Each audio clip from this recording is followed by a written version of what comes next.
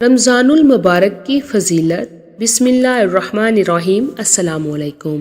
عربی زبان میں رمضان کا مادہ رمز ہے، جس کا معنی سخت گرمی اور تپش ہے۔ رمضان المبارک میں چونکہ روزہ دار بھوک و پیاس کی حدت اور شدت محسوس کرتا ہے، اس لیے اسے رمضان کہا جاتا ہے۔ عرب کی سرزمین پر اس مہینے میں اتنی گرمی پڑتی تھی کہ اس سے ریت اور پتھر سخت گرم ہو جاتے اور اس پر چلنے والوں کے پاؤں گرم ہو جاتے تھے، اس لیے اس کا نام رمضان رکھ دیا گیا۔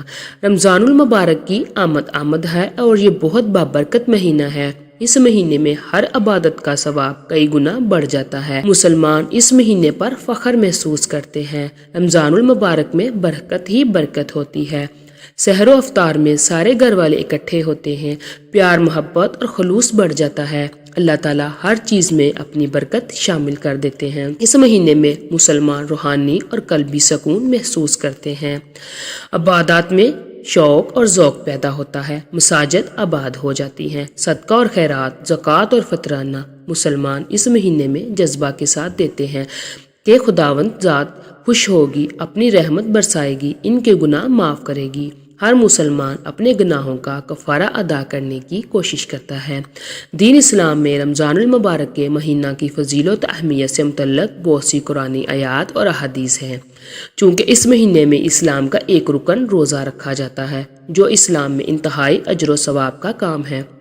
اس کے علاوہ اس مہینے کی فضیلت میں جنت کے دروازوں کو کھول دیا جاتا ہے، جہنم کے دروازوں کا بند کر دیا جانا اور سرکش شیاطین کو قید کرنا وغیرہ ہے۔ مسلمان اس مہینے میں خاص طور سے گناہوں سے بچتے ہیں، نیکی و خیرات کے کام کرتے ہیں۔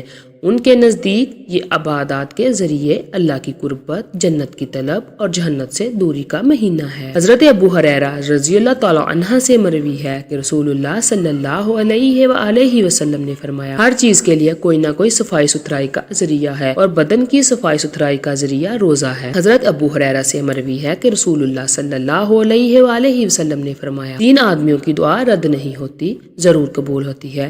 ایک روزے دار کی افطار کے وقت، دوسرے عادل بادشاہ کی، تیسری مظلوم کی بد دعا۔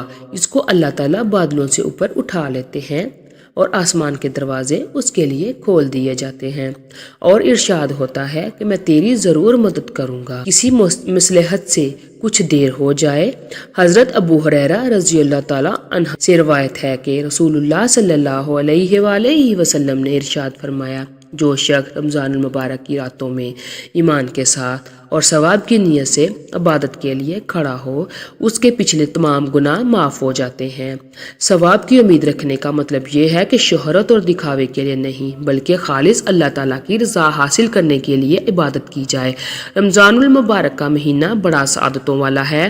اس ماہ مبارک میں ہر نفل عمل کا اجر و ثواب فرض کے برابر ملتا ہے اور ہر فرض کا 70 فرائض کے برابر۔ مساجد نمازیوں سے بھر جاتی ہیں، دل خود بخود اللہ کی طرف مائل ہو جاتا ہے۔ ایسی صورت میں ہم ہمتاً اللہ کی طرف رجوع کریں، پوری امت مسلمہ اپنے ملک کے لیے اللہ کے حضور گر گڑا کر دعا کرے اور پورے مہینے فرائض ادا کرنے کے ساتھ ساتھ عبادت کے لیے وقف کر دے۔ اصل مقصد کی طرف آ جاؤ۔ اللہ تعالیٰ بھی جانتے تھے کہ جب یہ انسان دنیا کے کاروبار اور کام دھندوں میں لگے گا تو رفتہ رفتہ اس کے دل پر غفلت کے پردے پڑ جایا کریں گے اور دنیا کے کاروبار اور دھندوں میں کھو جائے گا۔ تو اس غفلت کو دور کرنے کے لیے وقتاً فوقتاً کچھ اوقات مقرر فرما دیے ہیں۔ ان میں سے ایک رمضان المبارک کا مہینہ ہے، اس لیے کہ سال کے 11 مہینے تو آپ تجارت میں، زراعت میں، مزدوری میں اور دنیا کے کاروبار اور دھندوں میں کھانے اور ہنسنے میں لگے رہے، اور اس کے نتیجے میں دلوں پر غفلت کا پردہ پڑنے لگتا ہے۔ اس لیے ایک مہینہ اللہ تعالیٰ نے اس کام کے لیے مقرر فرما دیا۔ اس مہینے میں تم اپنے اصل مقصد تخلیق یعنی عبادت کی طرف لوٹ کر آؤ، جس کے لیے تمہیں دنیا میں بھیجا گیا اور جس کے لیے نہیں پیدا کیا گیا، اور اس ماہ میں اللہ کی عبادت میں لگو اور 11 مہینے تک تم سے جو گناہ سرزد ہوئے ہیں ان کو بخشواؤ، اور دل کی صلاحیتوں پر جو میل آ چکا ہے اس کو چھلواؤ، اور دل میں جو غفلت کے پردے پڑ چکے ہیں ان کو اٹھواؤ، اس لیے کہ ہم نے یہ مہینہ مقرر کیا ہے۔ اللہ صلی اللہ علیہ وآلہ وسلم نے اپنی امت کو آنے والے ہر قسم کے فتنوں کے بارے میں نہ صرف خبردار کیا بلکہ مستقبل میں رونما ہونے والے اہم واقعات کے بارے میں بھی آگاہ کیا، خاص کر ظہور امام مہدی اور خروج دجال سے متعلق واقعات کو تفصیلاً بیان کیا ہے، یہاں تک کہ حق و باطل کے ان دونوں اماموں کی ظہور و خروج سے قبل کے ظہور کے وقت حق و باطل کے درمیان ہونے والے معرکے میں وہ حق کے ساتھ کھڑے ہوں اور باطل ان کو دھوکہ نہ ڈال سکے۔ حضرت امام مہدی کے ظہور سے قبل قریب ترین نشانیوں میں سے ایک نشانی رمضان المبارک میں ایک زوردار آواز سنائی دینا ہے، چاہے وہ چیخ کی صورت میں ہو یا دھماکے کی صورت میں۔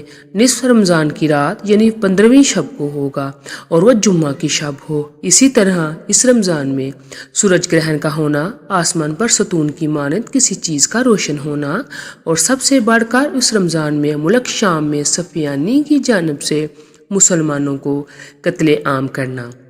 رسول اللہ صلی اللہ علیہ وآلہ وسلم نے فرمایا، رمضان میں ایک زبردست آواز آئے گی۔ صحابہ کرام رضوان اللہ علیہم اجمعین نے پوچھا، یا رسول اللہ صلی اللہ علیہ وآلہ وسلم، آواز رمضان کے اول میں ہوگی، درمیان میں یا پھر آخر میں؟ آپ صلی اللہ علیہ وآلہ وسلم نے فرمایا، جب نصف رمضان میں جمعہ کی رات ہوگی تو آسمان سے ایک زوردار آواز آئے گی جس سے 70,000 لوگ بے ہوش ہو جائیں گے اور 70,000 اندھے ہو جائیں گے اور 70,000 بہرے ہو جائیں گے۔